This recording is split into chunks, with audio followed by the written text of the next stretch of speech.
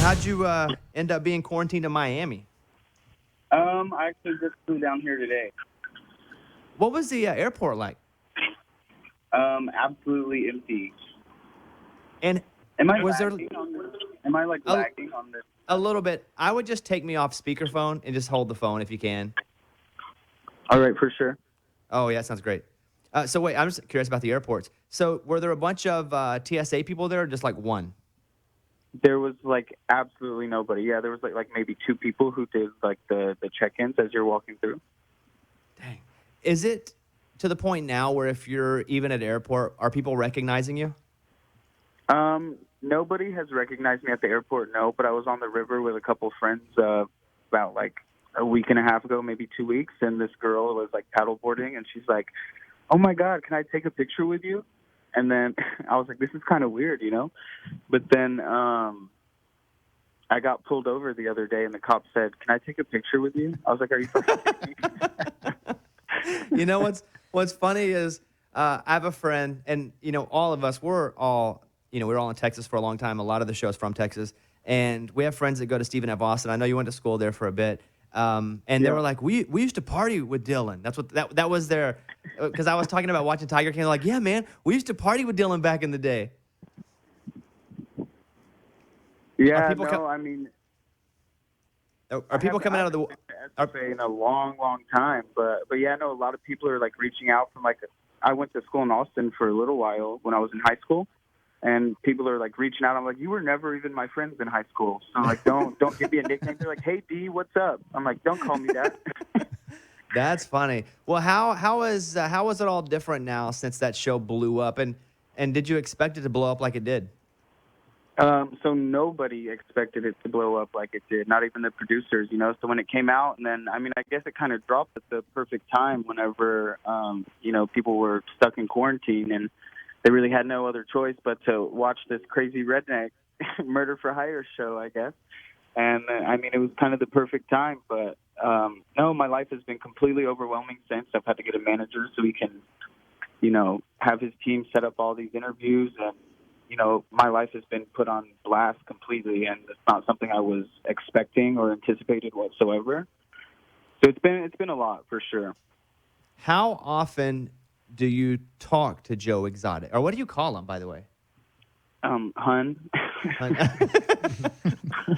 How often do you talk to him a day? So whenever he was arrested and he was in Oklahoma and Grady County, we talked for like 3 to 5 times a day, every day. But since he's been moved to Fort Worth, he's still in his little isolation quarantine. So I haven't really been able to speak to him. I've only talked to him one time, and it was for like 3 minutes because he can't have his prone foot privileges, I guess. Wow. Does he have an idea of how famous he is right now? Oh yeah. So like he was the day the show dropped, he like the next day he was like he started to receive hundreds and hundreds of emails, and he got a lot of letters sent to him. So I mean he absolutely enjoys the attention, and On the he phone with likes us, it. He thinks it's really cool. on with us now, Dillon Passage, who is Joe Exotic's husband from Tiger King. What dating app did you guys meet on? Grinder. What else? Where else do gay guys do that? I don't know. I don't know. So when you meet I him and you guess see him when you meet him and see him for the first time, what is it that you see that you go, man, that sparks my interest? Well, he sang to me first off, but the first thing I noticed was his freaking mullet. I was like, what in the hell? Business in the front, party in the back. And so, did you guys go to the zoo early on in your dating? And had you ever seen tigers or big animals like that up close? Never up close, no. So, like, the first time we met was the day before the first date in the show. And me and my cousin, we went up to the Safari Bar, which is a little bar restaurant that he has. And, it's about like half a mile away from the zoo. And so he sang to me, and then I got a little drunk, and then we went down to the zoo, and I got to play with some baby tigers. And it was pretty cool. Dang. And how early in did you know that he was the guy for you? So we had more of like a companionship. I mean, don't get me wrong. I absolutely love Joe. I love the person he is. He's a super good dude.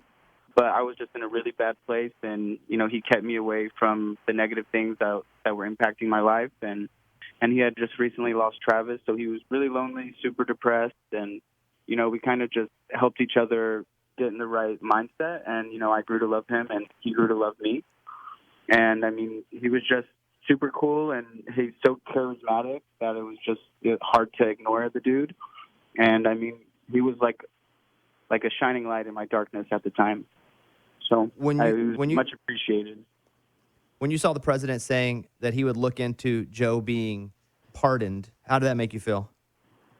I mean, it was super cool. I mean, Joe loves Trump. I'm not political myself, but I don't really care for it. But, he's a big supporter of Trump. And for when he finds out, I don't know if he does know yet, but when he finds out that, Trump even said Joe Exotic, he's going to be super excited for it. You're with him. But I thought that, Trump kind of blew it off as a joke at first, and then he said he'd look into it. So I guess it's just a wait and see kind of thing. He's supposed to serve 22 years in prison. Maybe he gets out a little earlier. But are you just going to wait for 22 years for him?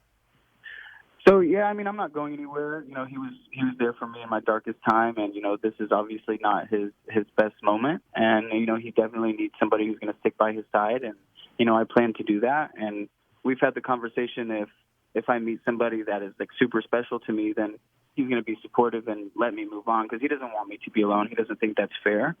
But right now, that's not anything that I'm necessarily looking for. Were you asked to be a part of the last episode on Netflix, the extra episode?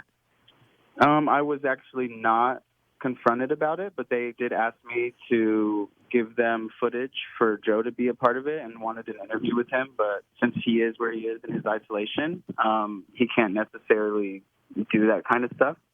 But no, they never asked me to be a part of it. And I mean, I'm not worried about it. I didn't really want to begin with. I mean, especially after seeing how it turned out.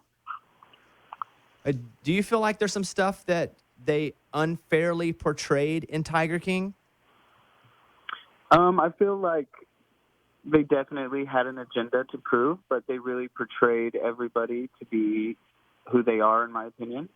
Joe's a wild character, and they really got that point across, and, he's not ashamed of it. He's going to speak his mind and do what he thinks is best in his own opinion, so.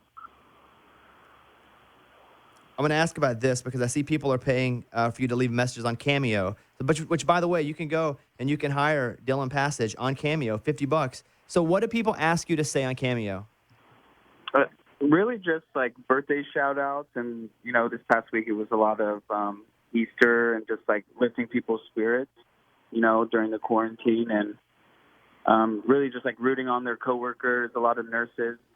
It's been a really good experience to be able to chat with people and, answer any questions that they may have because they ask questions too. And I mean, I'm not ashamed to answer anything. So I'm pretty open-minded and an open book, in my opinion.